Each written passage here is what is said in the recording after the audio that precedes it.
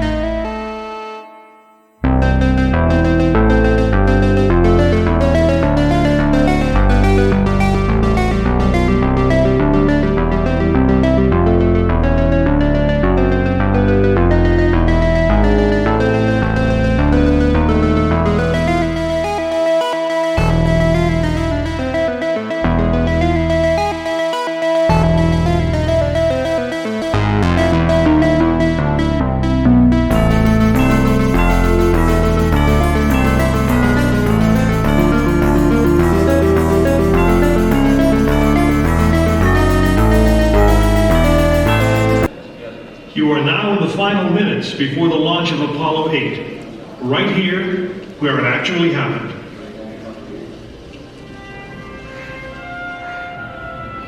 Mankind is about to leave his planet behind and journey to another.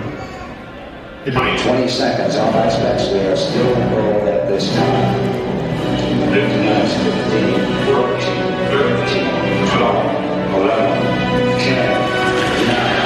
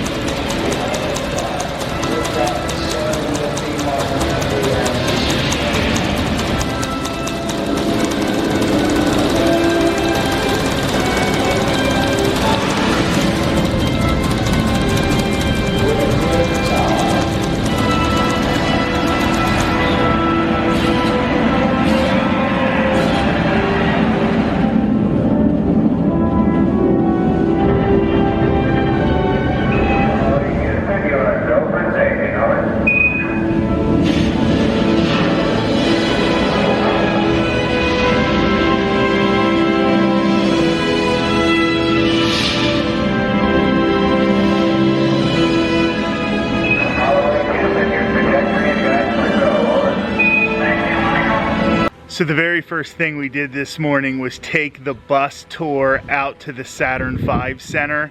This is about a 20-minute bus ride to get out here, and then when you're here you have to take another bus to get back to the main visitor center. So we figured we would take the absolute first one so that we could make sure we had everything done we wanted in the Saturn V Center. and then we could return and take our time in the main portion of the visitor center.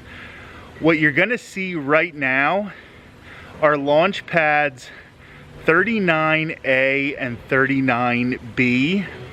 They're right here in the distance, and 39A is the vast majority of US missions to space launched from 39A. So this is really, really cool. It's such an awe-inspiring place to see this space exploration and everything that went into it.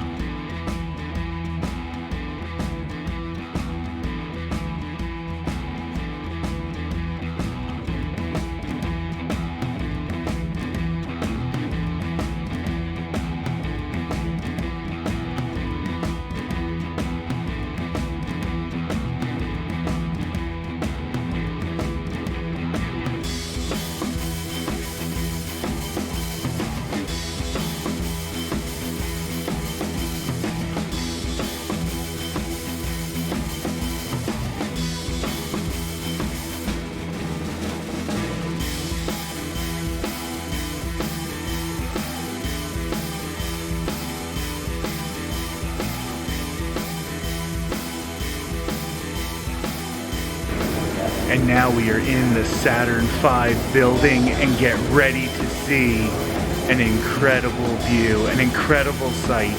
This Saturn V rocket indoors in this giant hangar. Wow. That's all I can say is wow.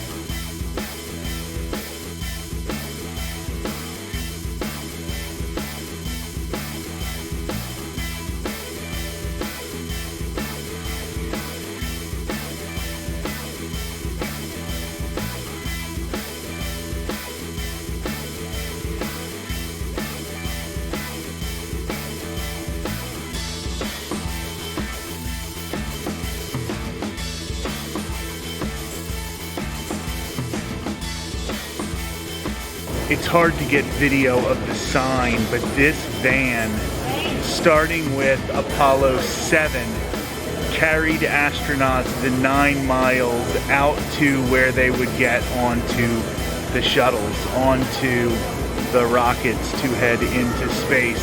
So this was the van that took them out there. Just history around every corner here.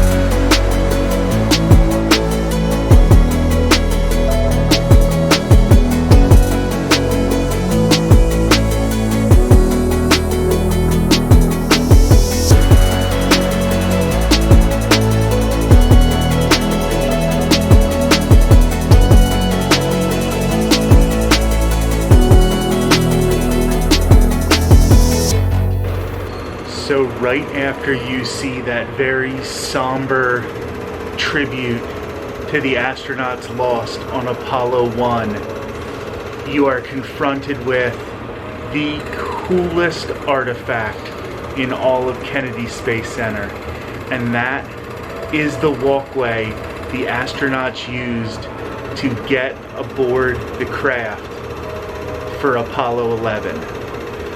So this grate that I am about to walk over in just a second was the last attachment to Earth the astronauts had before they stepped foot on the moon. Well, Michael Collins didn't step foot on the moon, but before Buzz Aldrin and Neil Armstrong stepped on the moon, this grate was the last thing attached to Earth where their feet actually touched.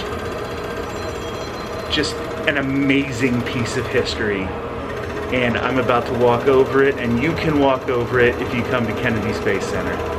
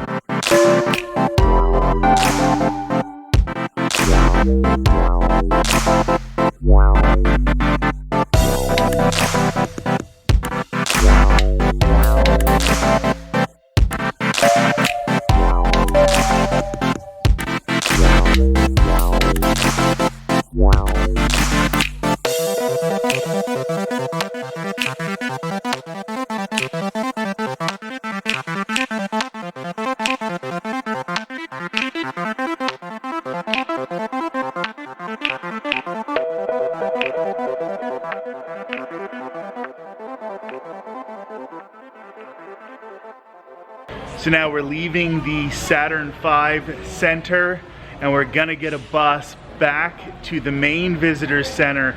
I think the first thing we're gonna check out when we get to the other side, the other section, is the Space Shuttle Atlantis. I know that is one of my favorite parts of Kennedy Space Center, so I think we'll do that first.